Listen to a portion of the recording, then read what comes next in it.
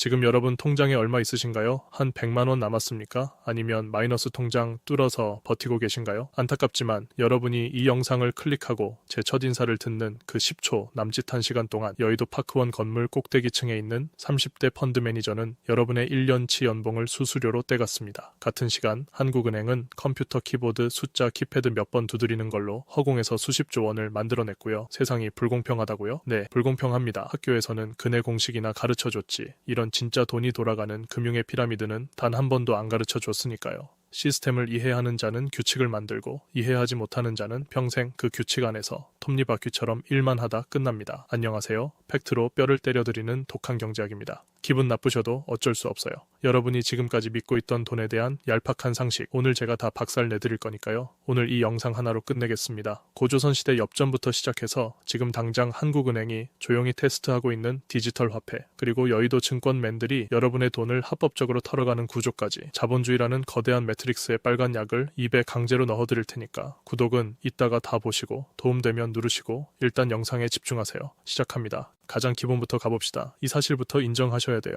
여러분, 지갑에 있는 돈, 그거 진짜 아닙니다. 철학적인 헛소리 하는 거 아니에요. 물리적으로 따져볼까요? 5만 원짜리 지폐 한 장 한국조폐공사에서 찍어내는데 원가가 얼만지 아세요? 지폐 한 장 평균 원가가 120원 정도고 5만 원권은 위조 방지 장치 때문에 그보다 훨씬 비쌉니다. 하지만 그래봤자 목화솜으로 만든 종이 쪼가리에 불과해요. 그런데 여러분은 그 종이 한 장을 내고 국밥 5그릇을 먹고 그걸 모아서 월세를 내고 평생 대출금을 갚습니다. 그 종이가 진짜 5만 원의 가치가 있어서가 아니라 대한민국 국민 5천만 명이 이건 5만 원이다 라고 최면처럼 합의했기 때문이에요. 돈은 인류 역사상 가장 성공적인 다단계 사기극이자 공동의 환상입니다. 이 환상이 어떻게 생겨났는지 알면 꽤 재밌습니다. 원시시대 물물 교환 얘기는 지겨우니까 넘어갈게요. 물건으로 바꾸려니까 무겁고 썩잖아요. 그래서 기원전 700년경에 튀르키예 쪽에서 처음으로 금화, 은화 같은 게 나옵니다. 우리나라도 상평통보 썼죠. 이때까지만 해도 돈은 그 자체로 가치가 있는 귀금속이었습니다. 그런데 종이돈이 나오면서 한이 바뀝니다. 무거운 금화 들고 다니기 귀찮으니까 내 금고에 금 10량 있다는 보관증을 서로 교환하기 시작한 거예요. 이게 지폐의 시작입니다. 과거에는 국가가 돈을 찍어내려면 반드시 그 창고에 그만큼의 금이 있어야만 했어요. 이걸 근본위제라고 부르죠. 그런데 1971년 8월 15일 미국의 닉슨 대통령이 텔레비전에 나와서 전 세계를 상대로 대형 사고를 칩니다. 이제부터 달러 가져와도 금으로 안 바꿔줌. 끝. 이날 이후로 우리가 아는 모든 돈의 개념이 바뀝니다. 달러든 원화든 뒤에 금침대 같은 든든한 백은 없어졌어요. 오로지 국가의 신용, 즉 정부가 이거 돈 맞다니까 믿어라고 우기는 힘만 남은 겁니다. 여기서 여러분이 진짜 소름 돋아야 할 사실을 하나 알려드리죠.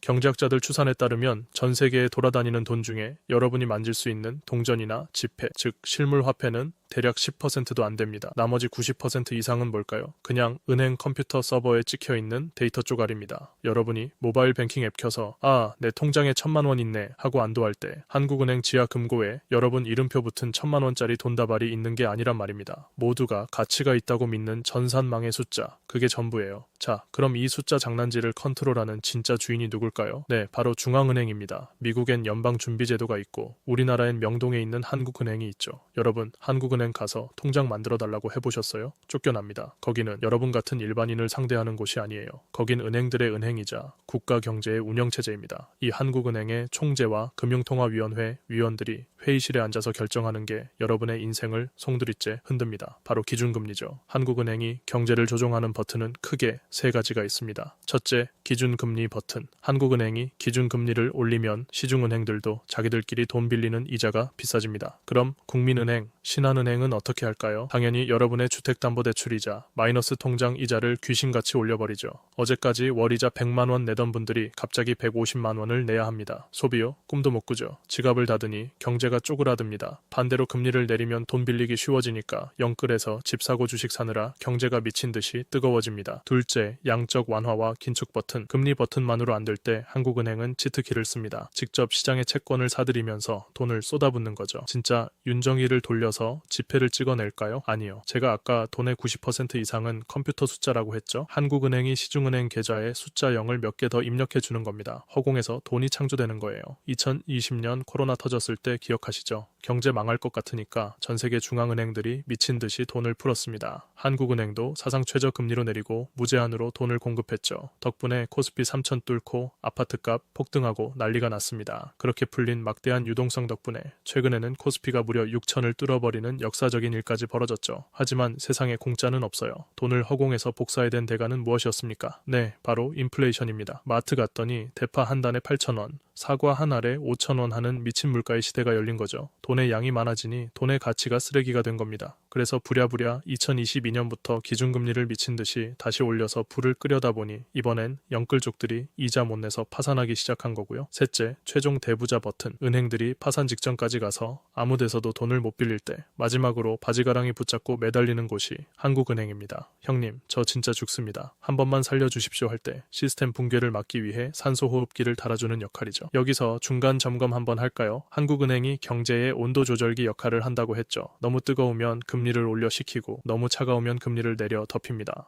문제는 이 조절기가 8개월짜리 딜레이가 걸려 있다는 거예요. 지금 온도를 낮췄는데 그 효과가 반년 뒤에나 나타납니다. 한 치 앞도 안 보이는 안개 속에서 엑셀과 브레이크를 번갈아 밟으며 아슬아슬하게 운전하는 꼴이에요. 완벽한 정책은 없습니다. 그저 치명적인 부작용을 다른 부작용으로 돌려막고 있을 뿐이죠. 자, 여기까지 들으면 오케이, 돈은 숫자에 불과하고 한국은행이 그 양을 조절한다는 건 알겠어. 근데 신한은행, 우리은행 같은 곳은 대체 그 돈으로 어떻게 매년 수조 원씩 성과급 파티를 하는 건데? 라는 의문이 드셔야 정상입니다. 단언컨대 시중은행이 돈을 버는 방식은 여러분이 생각하는 것보다 훨씬 기괴하고 훨씬 폭력적입니다. 여러분이 평생 모은 돈이 어떻게 허공에서 뻥튀기 되는지 그 충격적인 합법적 폰지 사기의 늪으로 들어가 보겠습니다. 자, 아까 한국은행이 허공에서 돈을 찍어낸다고 했죠. 그런데 여러분, 진짜 돈 복사기는 따로 있습니다. 바로 여러분이 매일 들락날락하는 시중은행, 신한, 국민, 하나, 우리은행입니다. 여기서 여러분의 뒤통수를 아주 시원하게 후려칠 팩트 하나 던져드릴게요. 여러분이 오늘 아침에 피땀 흘려 번 월급 300만 원을 은행 예금 통장에 넣었다고 칩시다. 은행원이 예쁜 미소로 고객님 예금 가입 완료되셨습니다 하죠. 여러분은 그 돈이 은행 지하에 있는 거대한 금고 안에 여러분 이름표가 붙은 채로 고이 모셔져 있을 거라고 착각합니다. 순진한 소리 하지 마세요.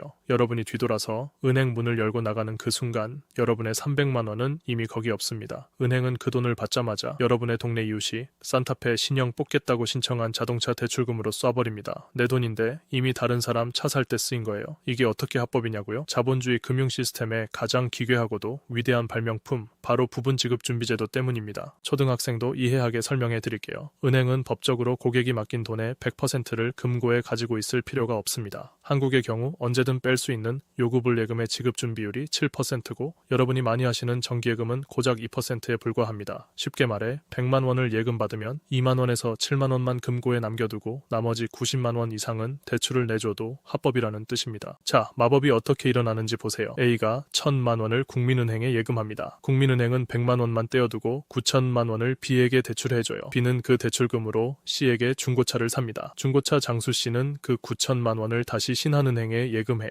그럼 신한은행은 또 90만 원만 떼어두고 8,100만 원을 D에게 대출해 줍니다. 보이시나요? 처음 진짜 돈은 1,000만 원밖에 없었는데 통장에 찍힌 숫자를 다 합쳐보면 벌써 2,070만 원이 되어버렸습니다. 대출이 발생할 때마다 새로운 돈이 창조되는 거예요. 대출이 예금을 만드는 겁니다. 돈이라는 건 5분 전만 해도 세상에 존재하지 않았는데 누군가 저 빚지겠습니다 하고 대출 서류에 사인하는 순간 전산망의 숫자로 뿅 하고 태어나는 겁니다. 은행은 돈을 중개하는 곳이 아니에요. 돈을 창조하는 공장입니다. 그래도 은행은 안전하게 내 돈을 지켜주고 이자도 주잖아요? 라고 생각하시나요? 천만의 말씀입니다. 은행이 돈을 버는 구조를 아주 단순하게 요약하면 예대 마진입니다. 여러분한테는 예금이자로 연 2에서 3% 쥐어주면서 푼돈으로 달래고 그 돈을 굴려서 대출받는 사람한테는 연 5에서 7% 이자를 뜯어냅니다. 그 차액을 은행이 꿀꺽하는 거예요. 2023년 한 해 동안 국내 5대 시중은행이 이 이자 장사로만 벌어들인 돈이 무려 41조 원이 넘습니다. 삼성전자가 스마트폰 팔고 반도체 팔아서 버는 영업이익이랑 맞먹는 수준이에요. 혁신적인 기술을 개발했나요? 아니요. 그냥 여러분의 돈을 싸게 빌려서 비싸게 빌려준 것뿐입니다. 그 대가로 은행원들은 매년 기본급의 300%, 400%씩 성과급 잔치를 벌이는 거고요. 배가 아프셔도 이게 현실입니다. 그런데 이 완벽해 보이는 합법적 폰지 사기 시스템에는 치명적인 아킬레스건이 하나 있습니다. 만약 돈을 맡긴 예금자들이 야, 내 돈 내놔 하고 한꺼번에 은행으로 달려간다면 어떻게 될까요? 은행 금고에는 원금의 10%도 채 없는데 말이죠. 이게 바로 금융의 핵폭탄, 뱅크런입니다. 우리나라에서도 이 지옥도가 펼쳐진 적이 적이 있죠. 2011년 저축은행 사태 기억하십니까? 당시 부산저축은행을 비롯한 여러 저축은행들이 예금자들 돈을 모아서 묻지마 부동산 PF에 미친 듯이 대출을 해줬습니다. 건물 짓고 분양해서 대박 나면 이자 많이 주겠다고 꼬드긴 거죠.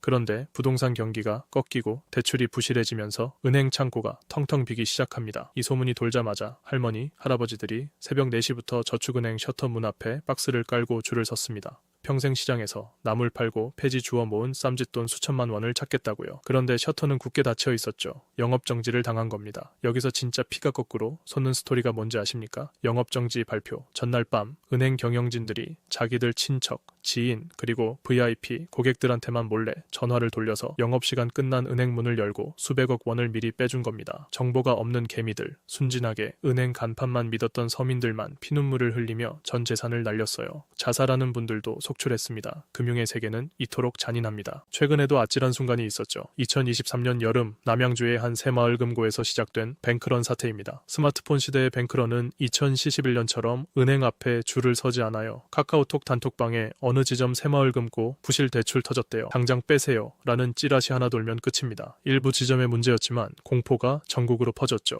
미국의 실리콘밸리 은행도 이런 스마트폰 뱅크런으로 단 48시간 만에 파산했습니다. 새마을 금고 때도 이틀 만에 수조 원이 이탈하자 시급한 정부가 다 나서서 여러분의 예금은 국가가 보장합니다. 제발 돈 좀 빼지 마세요 라며 브리핑을 하고 나서야 겨우 불이 꺼졌죠. 잠깐 예금자 보호법으로 최근에 1억 원까지 한도가 올랐으니까 무조건 안전하게 보장해주는 거 아닌가요? 하고 묻고 싶으실 겁니다. 은행에 예금보험공사가 1억 원까지 보호합니다 라고 붙어있죠. 네, 평상시에는 맞습니다. 하나의 은행이 망하면 예금보험공사가 기금에서 돈을 빼서 여러분에게 1억 원까지는 돌려줍니다. 그런데 말입니다. 만약 경제 위기가 와서 은행 서너 개가 동시에 터지면 어떻게 될까요? 현재 예금보험공사가 쌓아둔 기금은 시중에 풀린 수천조 원의 예금액 중 극히 일부에 불과합니다. 시스템 전체가 흔들릴 때는 1억 원 보호법도 사실상 무용지물이 될 수 있다는 소리예요. 예금자 보호제도는 사실 물리적으로 돈을 쌓아두고 지켜주는 금고가 아닙니다. 국가가 책임질 테니까 불안해하지 말고 제발 은행으로 달려가서 예금 빼지 마세요 라는 심리적 방어선, 즉 부적 같은 거예요. 사람들의 믿음이 깨지는 순간 경제는 그날로 셧다운입니다. 그럼 내 피 같은 돈을 어떻게 지켜야 하느냐? 맹목적으로 은행 간판만 믿지 말고 스스로 검증하셔야 합니다. 첫째, 예금을 넣을 땐 무조건 한 은행당 원금과 이자 포함해서 1억 원 이하로 쪼개서 넣으세요.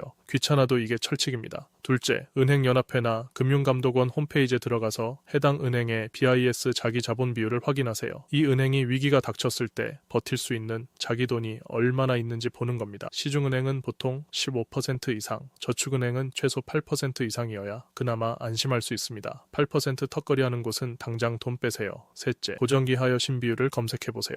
은행이 빌려준 돈 중에 3개월 이상 연체돼서 떼이게 생길 돈의 비율입니다. 이 수치가 1%를 넘어가기 시작하면 그 은행은 지금 속이 골마 터지고 있다는 뜻입니다. 당장 고금리 특판 예금에 혹해서 내 돈을 불나방처럼 던지지 마십시오. 자, 지금까지는 1금융권 은행들이 우리 돈을 담보로 어떻게 이자 장사를 하고 그게 얼마나 얇은 얼음판 위에서 돌아가는 시스템인지 보여드렸습니다. 하지만 은행은 조물애기에 불과합니다. 진짜 피 튀기는 전쟁터, 여의도 금융계에서 수백억 원, 수조 원을 굴리며 기업의 생사를 결정짓고 여러분의 국민연금과 주식 계좌를 합법적으로 털어먹는 진짜 타짜들의 세계가 남아있습니다. 바로 주식과 채권 시장입니다. 여러분이 카카오 주식 샀다가 반토막 나고 안전하다던 채권에 물려서 밤잠 못 이루는 이유, 그들이 판을 어떻게 깔아놓았는지 모르기 때문입니다. 이제 여의도 증권가에서 여러분의 돈을 어떻게 합법적으로 요리하는지 낱낱이 해부해 드리겠습니다. 채널 고정하세요. 자, 앞서 1금융권 시중은행들이 어떻게 얄팍한 이자 장사로 여러분의 돈을 불려나가는지 보셨죠? 거긴 그나마 귀여운 수준이에요.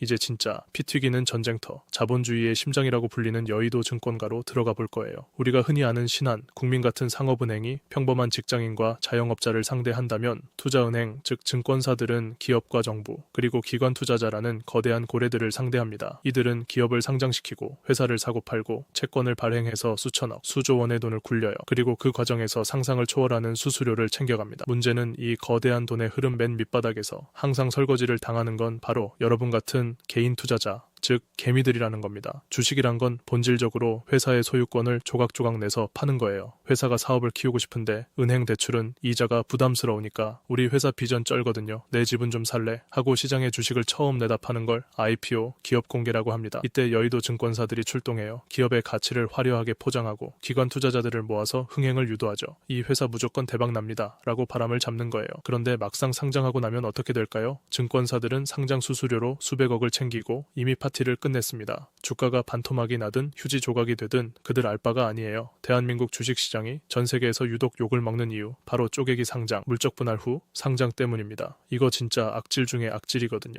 카카오그룹 기억하시죠? 온 국민이 다 쓰는 카카오톡 하나로 시작해서 카카오뱅크, 카카오페이, 카카오게임즈 등등 알짜배기 사업부만 쏙쏙 빼서 다 따로 상장시켰습니다. 문어발식으로 상장하면서 시가총액을 뻥튀기 했죠. 개미들은 와 카카오 혁신 기업이네 하고 영끌해서 들어갔습니다. 결과가 어땠나요? 카카오페이 상장 직후 당시 대표를 포함한 경영진들이 본인들이 받은 스톡옵션을 한날 한시에 시장에 내다 팔아치웠습니다. 무려 900억 원어치예요. 회사 사정을 제일 잘 아는 경영진이 지금이 고점이다라고 선언하고 자기들만 수백억 챙겨서 도망간 겁니다. 상장 한 달 만에요. 주가는 어떻게 됐을까요? 말 그대로 지옥으로 내리꽂혔습니다. 고점에 물린 개미들만 이거 언제 오르냐며 아직도 구조대를 기다리고 있어요. 구조대는 안 와요. 이미 경영진이 헬기 타고 떠났거든요. LG화학 사태는 더 심각합니다. 여러분이 LG화학 주식을 샀다고 쳐봐요. 왜 샀겠어요? 화학 사업도 좋지만 무엇보다 앞으로 전기차 배터리 사업이 대박 날 것 같아서 산 거잖아요. 그런데 LG화학 경영진이 갑자기 이렇게 발표합니다. 배터리 사업부 돈 너무 많이 들어서 이거 LG에너지 솔루션이라는 새 회사로 떼어내서 따로 상장시킬게요. 이게 무슨 미친 소리입니까? 삼겹살집에 삼겹살 먹으러 갔는데 주인이 삼겹살은 딴 테이블로 빼돌리고 쌈장만 던져준 꼴이에요.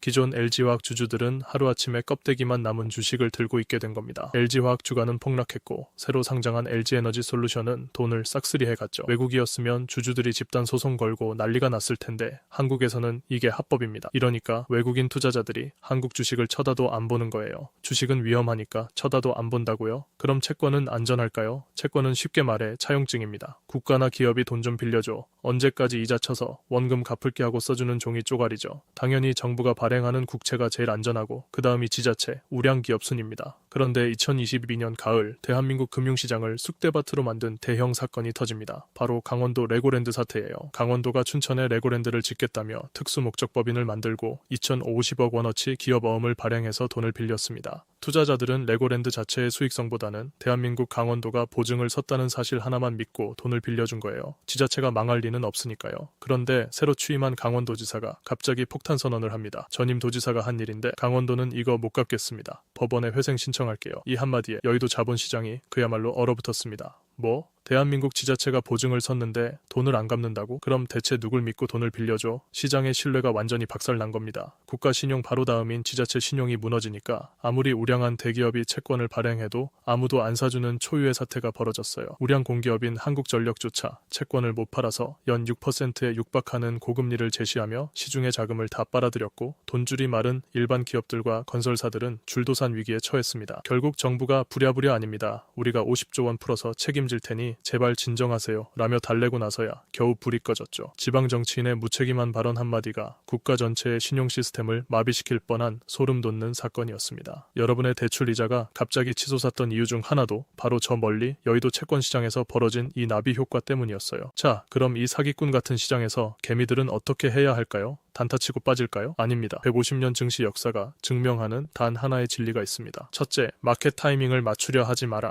지금 고점이니까 팔고 저점일 때 다시 사야지. 여러분은 절대 못 맞춥니다. 전 세계에서 가장 머리 좋은 펀드 매니저들도 못 맞추거든요. 둘째, 가장 좋은 날 10일을 놓치지 마라. 과거 데이터를 보면 주식시장에서 수익률이 가장 좋았던 상위 10일은 역설적이게도 사람들이 공포에 질려 다 던지고 도망가던 최악의 하락장 한가운데에 몰려 있었습니다. 겁먹고 시장을 떠나 있다가 그 폭등하는 며칠을 놓치면 여러분의 10년치 수익률은 반토막이 납니다. 셋째, 그냥 엉덩이 무겁게 버텨라. 샀다 팔았다 하면서 증권사 수수료만 갖다 바치지 말고 우량한 지수에 투자했다면 시스템을 믿고 버티는 게 유일한 승리 공식입니다. 그래도 손절매는 필수 아닌가요? 계속 들고 있다가 상장 폐지 당하면요? 하고 묻고 싶으시죠? 아니, 애초에 상장 폐지 당할 잡주를 왜 사셨어요? 유튜브에서 누가 추천해줘서 옆부서 김대리가 이거 곧 떡상한다고 해서 손절매가 필요한 주식은 여러분이 애초에 사업 보고서 한 줄 안 읽고 투기가 아니라 도박을 한 종목들입니다. 자본주의 시스템 자체가 경제가 우상향한다는 걸 믿는다면 개별 기업의 리스크를 줄이고 시장 전체를 사는 방법을 택하셔야죠. 자, 여기까지 들으니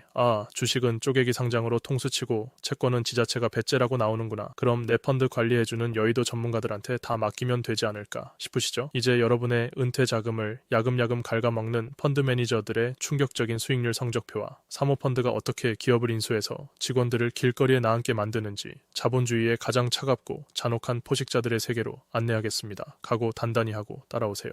자, 개별 주식 하다가 크게 데인 분들이 꼭 하는 행동이 있어요.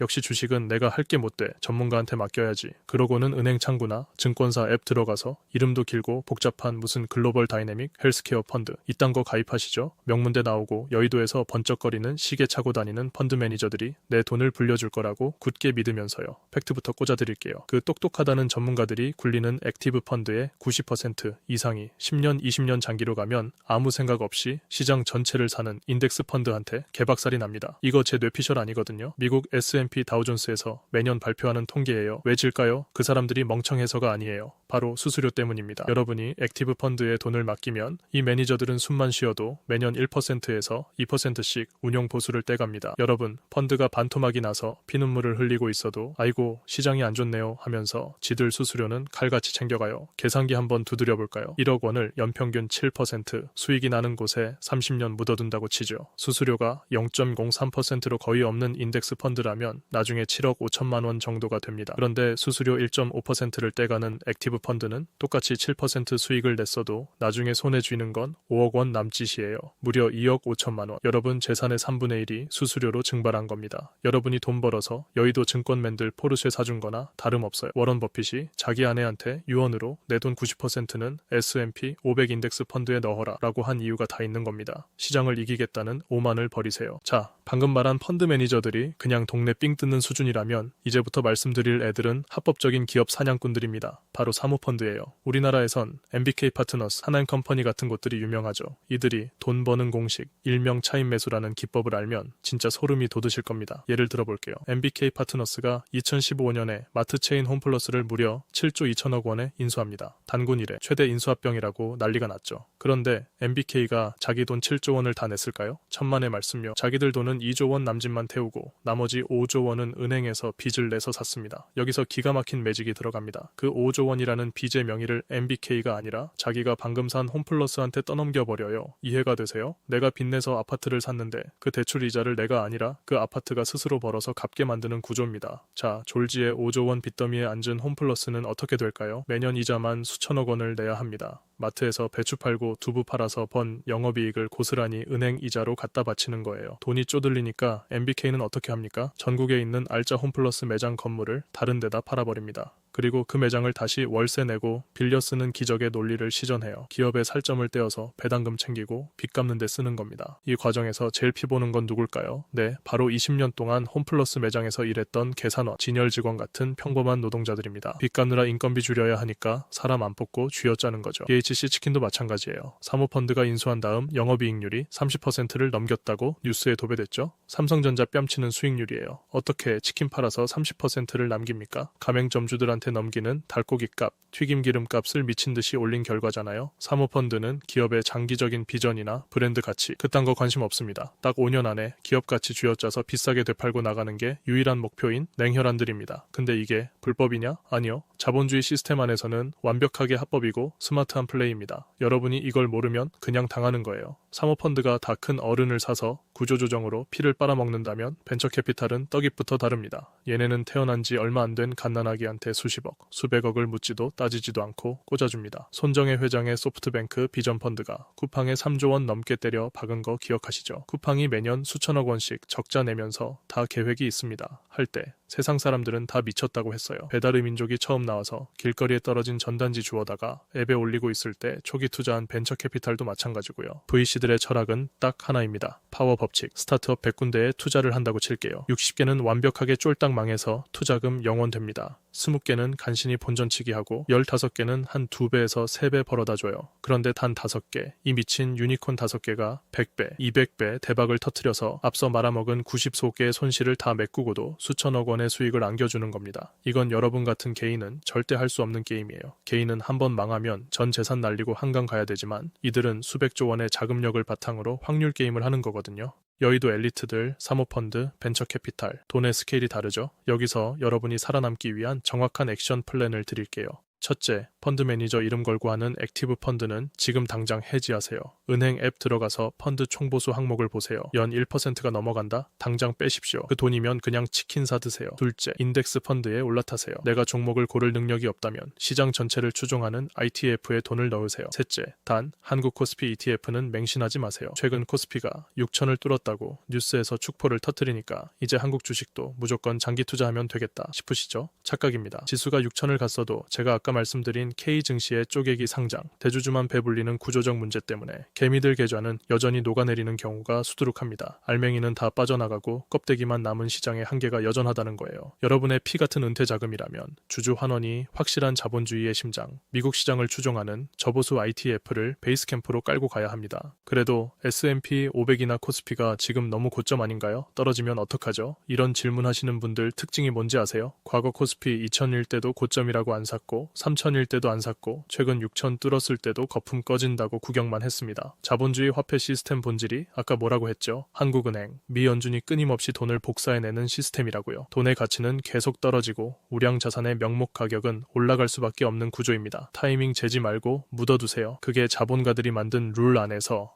우리 같은 서민이 그나마 무임승차할 수 있는 유일한 동아줄이니까요. 자, 여기까지 시장에서 벌어지는 치열한 돈의 쟁탈전을 봤습니다. 그런데 말이죠. 증권사, 은행, 사모펀드, 이들이 굴리는 수십, 수백조 원의 돈이 대체 다 어디서 나오는 걸까요? 사실 이 세상에서 가장 돈이 많은 진짜 보스는 여의도 증권맨이 아닙니다. 매달 여러분 통장에서 조용히 아주 성실하게 빠져나가는 그 돈, 보험사와 국민연금입니다. 이제 워런 버핏이 보험사를 사랑한 진짜 이유와 2055년 고갈 확정이라는 대한민국 국민연금의 시한 폭탄이 내 통장과 어떤 끔찍한 연관이 있는지 낱낱이 파헤쳐 보겠습니다. 이거 모르면 늙어서 진짜 길거리에 나앉습니다. 끝까지 집중하세요. 자, 여기까지 오셨으면 멘탈이 꽤 털리셨을 겁니다. 시중은행은 예금으로 합법적 다단계 사기를 치고 펀드 매니저와 사모펀드는 기업을 쥐어짜서 자기들 배를 불린다는 걸 알았으니까요. 그럼 이제 질문이 하나 생겨야 정상입니다. 도대체 그 여의도와 강남 한복판에 있는 으리으리한 빌딩들 수백조 원을 굴리는 그 돈의 진짜 수원지는 어디일? 정답을 알려드릴까요? 헤지펀드, 벤처캐피탈 다 틀렸습니다. 전 세계 자본주의 시장에서 가장 크고 가장 무서운 진짜 끝판왕 고래는 바로 여러분이 매달 귀찮아하면서도 꼬박꼬박 자동이체로 내고 있는 돈, 보험사와 국민연금입니다. 먼저 보험사부터 패보겠습니다. 여러분, 동네에 있는 삼성생명, 한화생명, 교보생명 건물들 엄청 크고 화려하죠? 그게 다 어떻게 지어진 건지 아십니까? 바로 자본주의 최고의 마법 플로트 덕분입니다. 보험의 비즈니스 모델은 아주 단순하고 기가 막힙니다. 여러분한테 매달 10만원씩 암보험, 실비보험 명목으로 보험료를 먼저 걷어갑니다. 그리고 나중에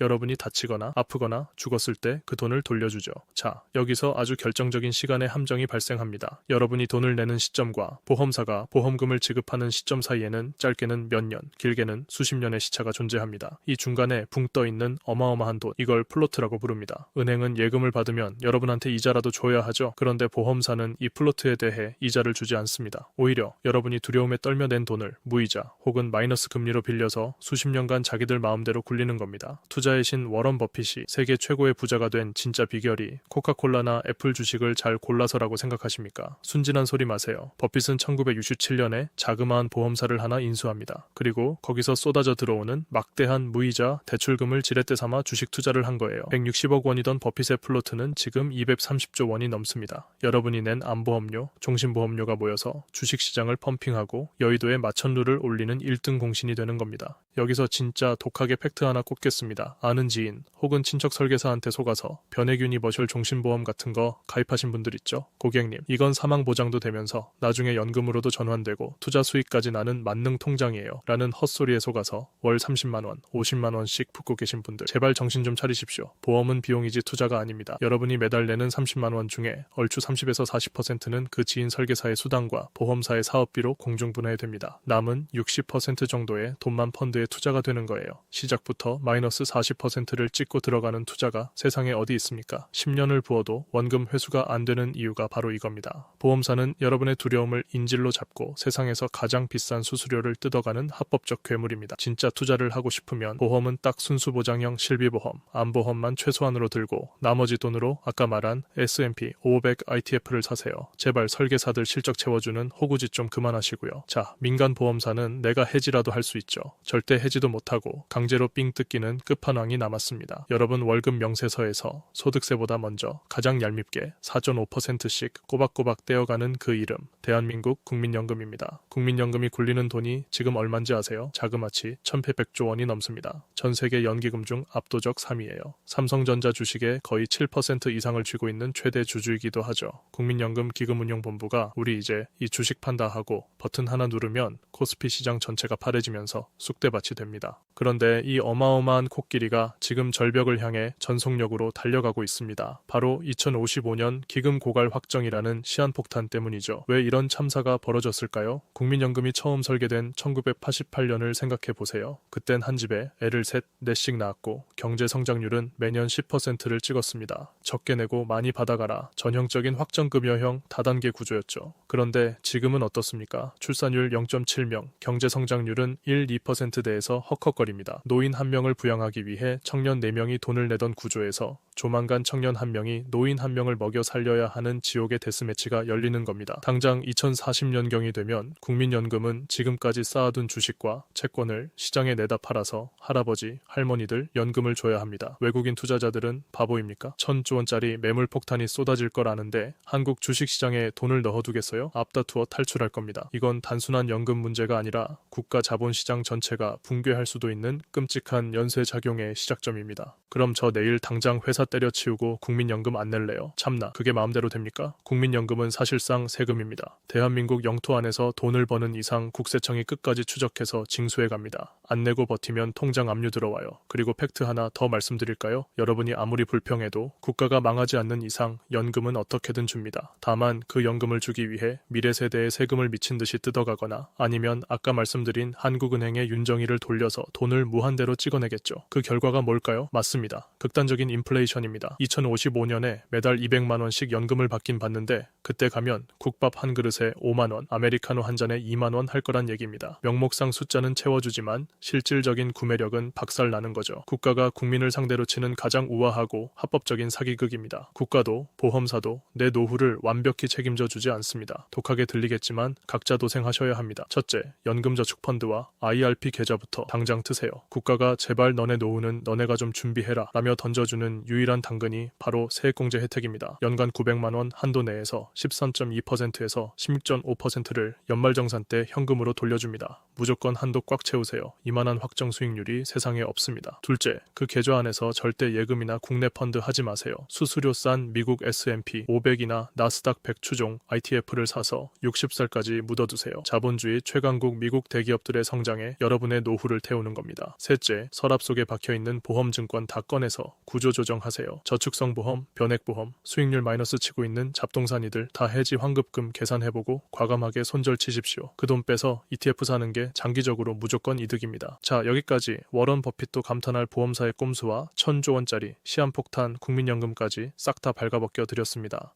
이쯤 되면 세상 무서워서 은행이나 펀드는 못 믿겠고 차라리 눈에 보이는 부동산이 최고 아닐까 싶으시죠? 대한민국은 역시 아파트 불패니까요. 그런데 말입니다. 여러분이 그토록 사랑하는 대한민국 아파트 시장의 밑바닥에는 2008년 리먼 브라더스 사태를 똑같이 빼다 박은 끔찍한 지뢰가 숨겨져 있습니다. 심지어 전 세계 어디에도 없는 기괴한 제도, 전세와 결합되어서 말이죠. 영상의 클라이맥스입니다. 한국형 그림자, 금융의 끝판왕 부동산 PF의 실체와 우리의 지갑을 영원히 통제하려 드는 디지털 화폐의 소름 돋는 미래로 넘어가 보겠습니다. 심호흡 한번 하시고 계속 집중하십시오. 주식 박살나고 코인 물리고 펀드 수익률 개판 치면 우리나라 사람들이 마지막으로 돌아가는 고향이 어딥니까? 네, 맞습니다. 역시 남는 건 부동산뿐이야. 강남 아파트 불패. 이러면서 다시 부동산 시장으로 기어 들어갑니다. 눈에 보이는 튼튼한 콘크리트 덩어리니까 은행 통장의 숫자보단 안전해 보이거든요. 그런데 여러분, 지금 대한민국 부동산 시장 밑바닥에서 무슨 일이 벌어지고 있는지 아십니까? 2008년 전 세계를 지옥으로 몰아넣었던 미국의 서브프라임 모기지 사태가 이름만 살짝 바꾼 채 지금 이 땅에서 실시간으로 벌어지고 있습니다. 그 이름하여 바로 그림자 금융, 그리고 한국형 그림자 금융의 양대 산맥인 전세와 부동산 PF입니다. 그림자 금융이 뭐냐? 은행처럼 돈을 빌려주고 이자를 받고 신용 창조를 하는데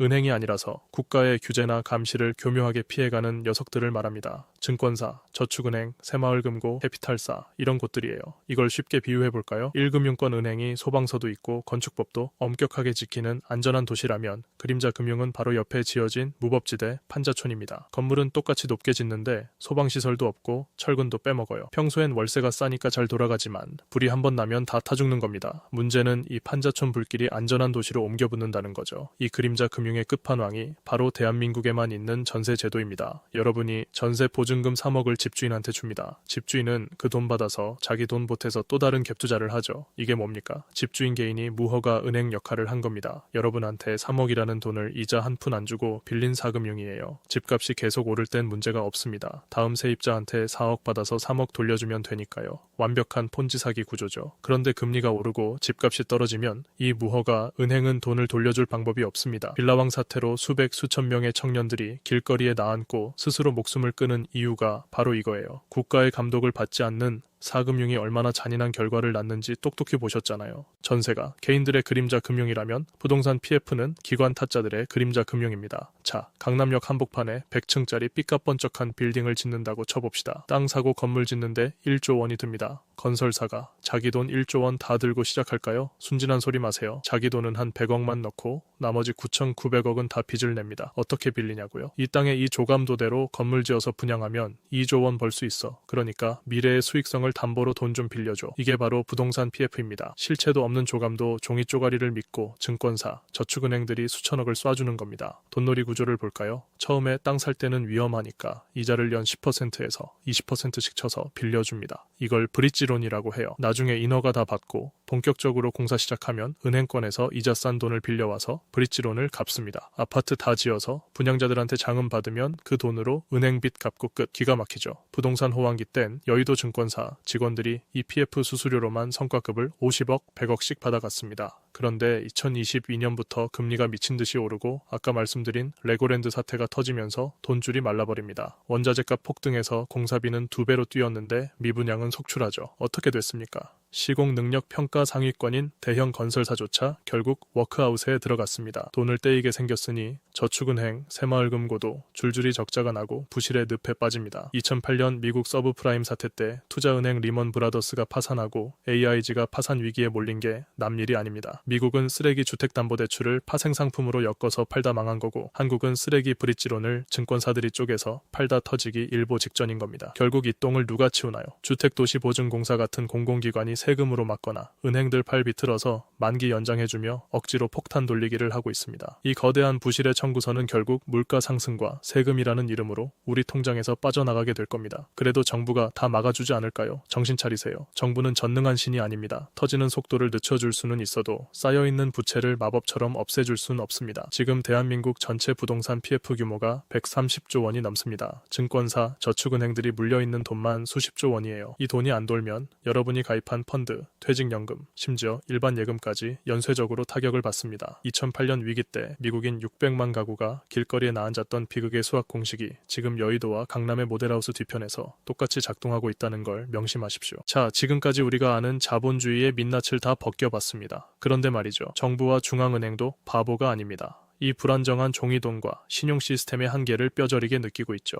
그래서 그들은 지금 이 돈의 시스템 전체를 통째로 갈아엎을 인류 역사상 가장 소름 돋는 무기를 몰래 아주 조용히 준비하고 있습니다. 바로 중앙은행 디지털 화폐 CBDC입니다. 비트코인 같은 가상화폐 아니냐고요? 완전히 다릅니다. 비트코인은 국가의 통제를 벗어나려는 탈중앙화 돈이지만 CBDC는 국가가 100% 완벽하게 통제하는 디지털 현금입니다. 그냥 모바일페이 쓰는 거랑 뭐가 다르냐고요? 차원이 다릅니다. CBDC는 지폐처럼 실물이 있는 게 아니라 한국은행 메인 서버에 기록되는 프로그래밍이 가능한 돈입니다. 이게 무슨 뜻인지 아십니까? 첫째, 꼬리표 달린 돈. 여러분이 코로나 때 받은 재난지원금 생각해보세요. 이 돈은 대형 마트에서는 못 쓰고 유흥업소에서도 못 씁니다. 한 달 안에 안 쓰면 사라집니다. 이 조건이 코드 자체에 박혀서 나옵니다. 여러분은 저축을 하고 싶어도 돈이 강제로 증발하니까 억지로 소비를 해야 합니다. 둘째, 완벽한 감시. 현금 5만원짜리 내고 국밥 먹으면 누가 먹었는지 아무도 모르죠. 이 시스템에서는 여러분이 언제, 어디서, 누구에게, 무엇을 샀는지 한국은행 메인 서버의 일원 단위까지 실시간으로 싹 다 기록됩니다. 셋째, 통제의 칼날. 만약 국가가 탄소 배출을 줄여야 하니 소고기 소비를 제한하겠다고 마음먹으면 여러분의 지갑에 있는 돈으로 소고기를 결제하려고 할 때 결제 거부를 띄울 수 있습니다. 반체제 인사의 지갑을 단 1초 만에 장호 영원으로 동결시키는 것도 가능하죠. 에이, 영원 영화에서나 나오는 소리죠. 우리나라에서 그게 되겠어요? 소설 쓰는 거 같죠? 2024년부터 한국은행이 이미 일반 국민을 대상으로 실거래 테스트를 진행하고 있습니다. 이미 현실입니다. 중국은 어떻습니까? 디지털 위안화를 벌써 수억 명이 쓰고 있습니다. 유효기간 있는 돈을 뿌리니까 90%가 기간 내에 소비됐어요.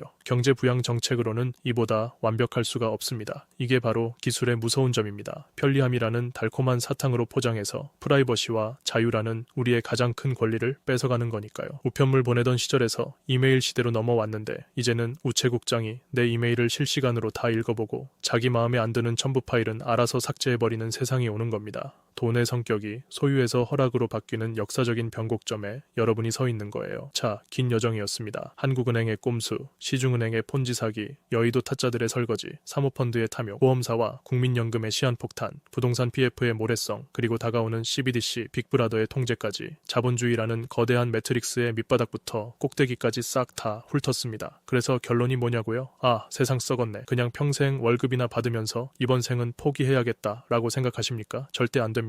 이 독한 진실을 알았다는 것 자체가 여러분이 포식자가 될 수 있는 첫걸음입니다. 자, 이제 결론입니다. 제가 맨 처음 던졌던 질문 기억하십니까? 통장 잔고 100만 원으로 헉헉거리는 여러분과 여의도 파크원 꼭대기에서 수십억 성과급을 챙기는 30대 펀드 매니저의 결정적 차이가 대체 뭐냐고 물었죠. 여러분이 그들보다 게을러서요? 노력을 덜 해서요? 아닙니다. 여러분은 죄가 없어요. 매일 아침 지옥철 타고 출근해서 상사한테 깨져가며 뼈 빠지게 일한 죄밖에 없습니다. 진짜 이유는 단 하나. 이 시스템이 애초에 여러분을 위해 설계되지 않았다는 것을 몰랐기 때문입니다. 오늘 제가 팩트로 후려친 내용 딱 3줄로 요약해드립니다. 뇌에 문신처럼 새기세요. 첫째, 내 통장에 돈은 실체가 없다. 한국은행이 숫자를 찍어내고 시중은행이 대출이라는 이름으로 뻥튀기한 빚의 조각일 뿐이다. 둘째, 여의도의 엘리트들은 내 돈을 불려주는 천사가 아니다. 그들은 쪼개기 상장, 비싼 펀드 수수료, 사모펀드의 기업 사냥으로 내 지갑을 합법적으로 털어가는 포식자들이다. 셋째, 국가도 나를 지켜주지 않는다. 국민연금은 2055년 고가를 향해 달려가는 폰지 사기이고 미래의 화폐는 내 지갑의 통제권을 국가에 헌납하는 빅브라더 시스템이다. 자, 여기까지 듣고 아, 세상 진짜 썩었네. 어차피 흙수저로 태어난 거 이번 생은 망했어. 넷플릭스나 보러 가야지 하실 거면 그냥 평생 그렇게 은행과 여의도 타짜들의 훌륭한 호구로 사시면 됩니다. 하지만 이 영상을 여기까지 봤다는 건 적어도 내 인생의 통제권을 남에게 넘겨주기 싫다는 뜻 아니겠어요? 그래서 츤데레인 제가 당장 내일 아침 출근길 지하철에서 스마트폰 켜고 해야 할 최종 액션 플랜 3가지를 딱 정해드립니다. 첫째, 은행 앱 켜서 자동이체 항목 싹 다 뒤지세요. 이름도 모르는 무슨 헬스케어 펀드, 지인 부탁으로 들어준 변액종신보험, 쓸데없는 저축성보험 다 찾아내서 당장 해지 버튼 누르십시오. 손절매의 아픔은 잠깐이지만 거기서 매달 빠져나가는 수수료는 평생 여러분의 피를 말립니다. 둘째, 연금저축펀드 IRP 계좌 당장 트세요. 은행 창구 가지 말고 스마트폰으로 비대면 개설하세요. 창구 가면 또 이상한 상품 가입시킵니다. 계좌 트고 거기서 S&P 500 추종하는 수수료 제일 싼 ETF를 매수하세요. 여의도 펀드 매니저들 회식비 대주지 말고 전 세계에서 돈 제일 잘 버는 미국 천재들이 내 노후를 위해 일하게 만드십시오. 셋째, 뉴스를 볼 때 번역을 해서 들으세요. 뉴스에서 한국은행이 기준금리를 동결했습니다. 라고 하면 아, 동결이구나 하고 넘기지 마세요. 내 마이너스 통장 이자가 당분간 안 내려가겠구나. 부동산 PF 터지는 속도가 빨라지겠구나. 건설사들 곡소리 나겠구나. 라고 시스템의 연쇄 작용을 머릿속으로 그리셔야 합니다. 자본주의 금융 시스템은 피도 눈물도 없이 잔인합니다. 복잡하고 어렵게 만들어둔 이유가 뭘까요? 여러분이 모를수록 그 무지의 격차만큼 그들이 돈을 벌어가기 때문입니다. 불공평하지만 이게 게임의 법칙입니다. 하지만 오늘 이 지독한 수업을 끝까지 견뎌낸 여러분은 적어도 눈뜨고 코베이는 99%의 대중에서는 벗어났습니다. 대출 서류에 사인할 때, 펀드 가입할 때, 뉴스를 볼 때 이제는 이 거대한 시스템이 어떻게 돌아가는지 매트릭스의 코드가 보이실 겁니다. 그 지식 하나가 앞으로 여러분의 인생에서 수천만 원, 수억 원의 가치를 지켜줄 가장 강력한 무기가 될 겁니다. 오늘 제 팩트 폭행에 뼈가 좀 시리셨다면, 그래서 내 피 같은 돈을 지켜야겠다는 도끼가 생기셨다면 구독과 좋아요 누르시고 알림 설정까지 해두세요. 당신의 지갑을 지키는 가장 독한 과외, 독한 경제학이었습니다. 다음 시간에 뵙겠습니다.